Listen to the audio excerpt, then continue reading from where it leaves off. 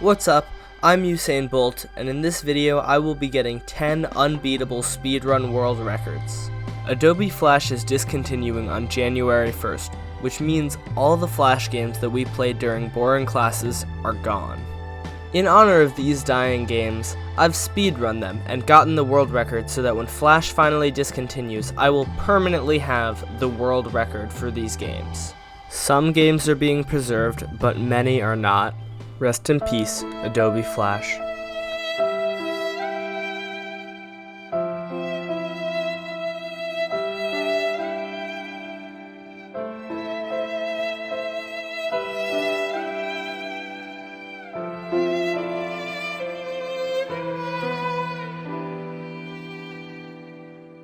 Okay, on with the video.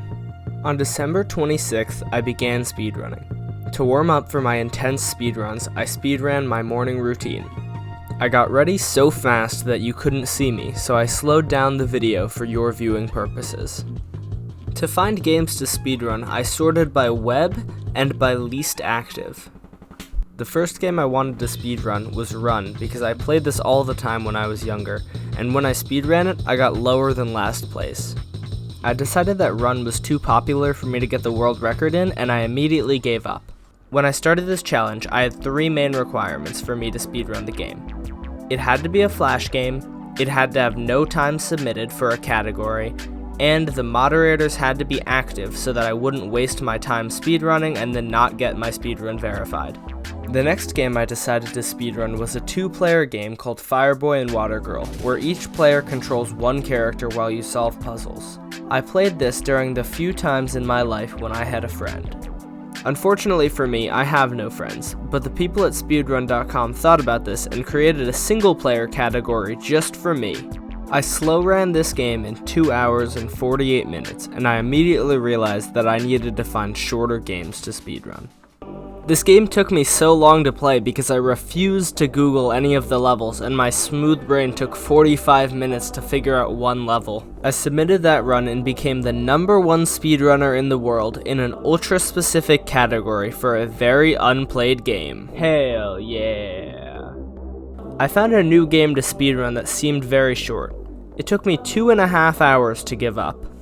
The moral of this game was that when something is hard, you should always give up, because otherwise, you'll spend 2.5 hours on a stupid game just to not get the record for it!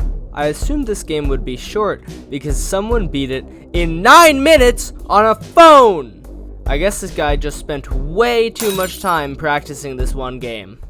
The next game I wanted to speedrun was one of the Fancy Pants games because I frequently played those in my childhood, but they didn't meet the requirement of no runs submitted, so I found a spin-off game called Fancy Snowboarding, and I was able to speedrun that game in 40 minutes.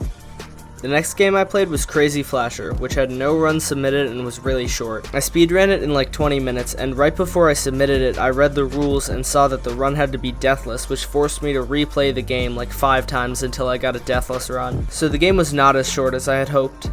The next game I played was Dino Quake, and this one was really simple, so I got the record and moved on. The next game I played was Jetpack 2. Someone had set a record for the whole game, but I was just trying to set a record for one part of the game, so I followed the world record holder's footsteps in order to get my own. The great thing about speedrunning games that no one else has tried for is that by default, I get the world record. And look! It got verified. What the fuck? The next game I found had 4 categories with no runs submitted, and one of them was to complete 100% of the game. And by doing this, you also completed the other 3 categories, which meant that by completing 100% of the game, I would get 4 world records rather than 1. I didn't think these would get verified because the mods were not super active, but luckily they all got verified. The next game I played was called Cats and Fish 2, and was both extremely easy and short. The next game I played was Miragine War, which was a really easy game that took me like 20 minutes to beat. Then, I stumbled upon the best Flash game of all time. It was called Word Strip 2 Game, and it was very accurate to real life. Since women love correct spelling, when you spell words correctly, the women take off their clothes. Unfortunately, I never passed 2nd grade, so I've never personally experienced this. And sadly, it wasn't on speedrun.com, so I couldn't get the world record for it. But it was the most fun I've ever had playing a video game. As my requirements for games got stricter, I began finding easier and better games. The next game I played was Impossible, which took very little time to beat, and then I played Fireboy and the Cursor, which also was really short. The next game I found was the weirdest and most disturbing game I've ever played. It was a Mario parody made by PETA to try and get people to stop eating McDonald's. I ran the game and later realized that the moderator was likely a vegan, which hurt my chances of getting verified, because during my speedrun I said stuff like this. Ah, shut up. I don't care if McDonald's kills the chickens. I hope all the chickens die horrible, painful deaths. And for some strange reason, it still hasn't been verified. At this point, I was having a lot of trouble finding short Flash games to speedrun, so my requirements got easier. I then speedran the game Corporation Inc., and it took about an hour. The final game I played was called The Video Game of Life. It wasn't that short, but I got the world record, so it's fine. Then, the unthinkable happened. People who also wanted unbeatable world records began beating mine. It took me about 3 hours to reclaim my world record in Miragine War because the person who broke my record broke it by 10 minutes. This forced me to replay the game like 10 times until I finally beat this time. I figured out that the best strategy for this game was to AFK for 8 minutes until I had enough money to win the game. During those 8 minutes I was able to leave the room, get popcorn, and then play with my bunny. And that's how I got my record back.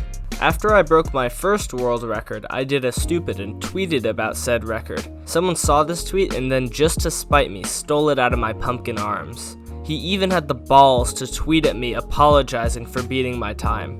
At that moment, I knew I had to beat his time. I didn't want him to go and beat my time back though, so I submitted the time right before Flash was no longer supported, making it impossible for him to beat my time.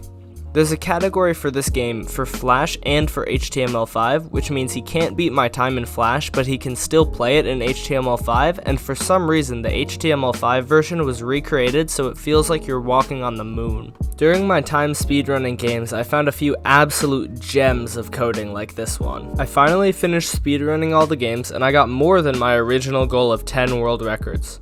And now that I'm done speedrunning, I can finally relax and watch some YouTube. Oh my gosh! Lucky for me, most people don't know that Flash games are still playable, so I really hope this video doesn't get a lot of views. That would be terrible. And now it's the new year. 4, 3, 2, 1.